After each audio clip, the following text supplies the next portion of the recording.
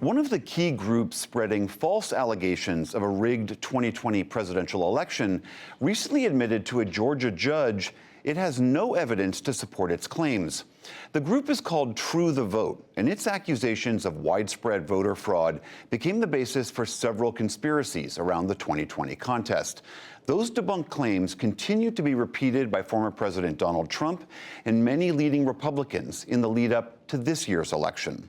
Laura Barrón-López has been following all of this, and she joins us now. Hi, Laura. Hi. So what were these claims, and how did they come apart like this? True the Vote made repeated unfounded allegations of widespread voter fraud in 2020. Specifically, True the Vote had quite a few key claims. One, that a network of ballot mules paid $10 per ballot to be stuffed into boxes, that they were contacted by an informant who took part in the alleged ballot scheme, that they had a team of, quote, researchers and investigators providing evidence of fraud, and that they received 117 hotline calls from Georgia residents about voting irregularities.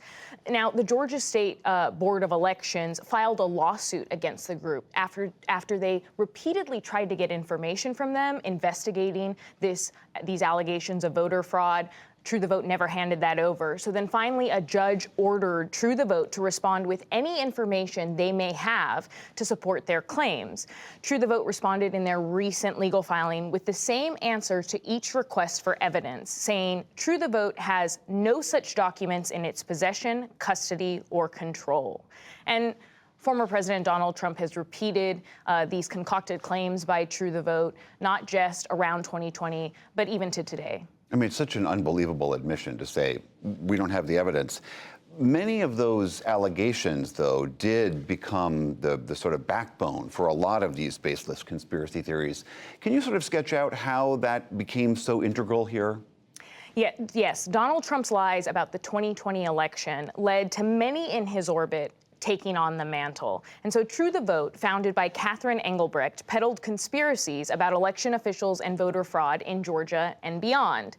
True the Vote's allegations were then picked up and amplified by businessmen Mike Lindell and Dinesh D'Souza, a Trump ally who made a film called 2,000 Mules about baseless claims of people traveling to multiple ballot boxes to vote.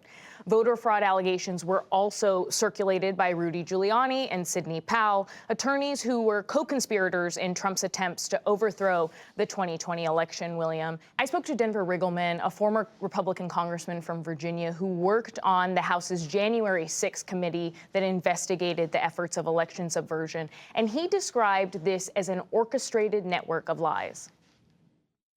What it comes down to, True the Vote is just part of a massive, sort of multi-headed monster of groups that want to monetize lies. There's never been any proof. And it's always the same people, Laura. It's the same people pushing this.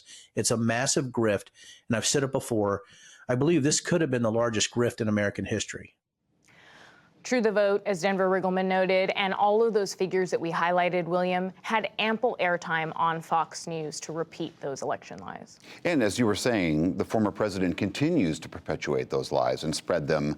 How much of this is going to continue to be a part of the former president's campaign? Since he launched his campaign, William, former President Donald Trump has repeated election lies saying that a rigged system is persecuting him, and he has made vows to seek retribution. The radical left Democrats rigged the presidential election in 2020, and we're not going to allow them to rig the presidential election in 2024.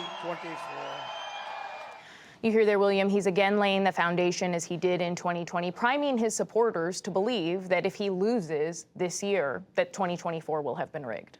So we heard former Republican Congressman Denver Riggleman there pushing back on some of this. But as you know, he's out in the political wilderness like Liz Cheney is. Is perpetuating this election lie now requirement for being in the modern-day GOP?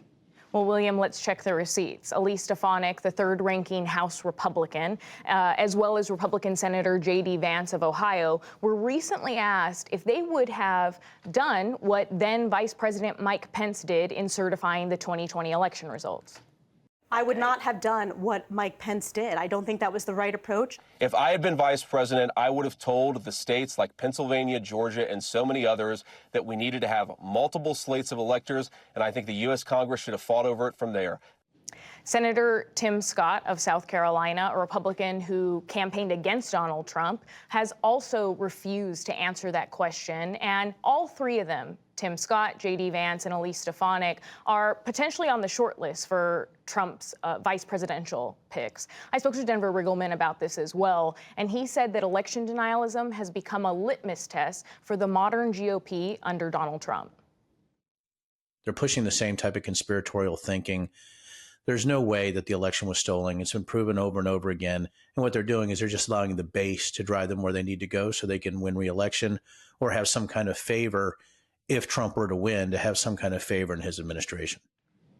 Another example, William, of this loyalty paying off is that former President Donald Trump is pushing an election denier, Michael Whatley, to be the new chairman of the Republican National Committee. He's also pushing for his daughter-in-law, Lara Trump, to be a co-chair to the committee.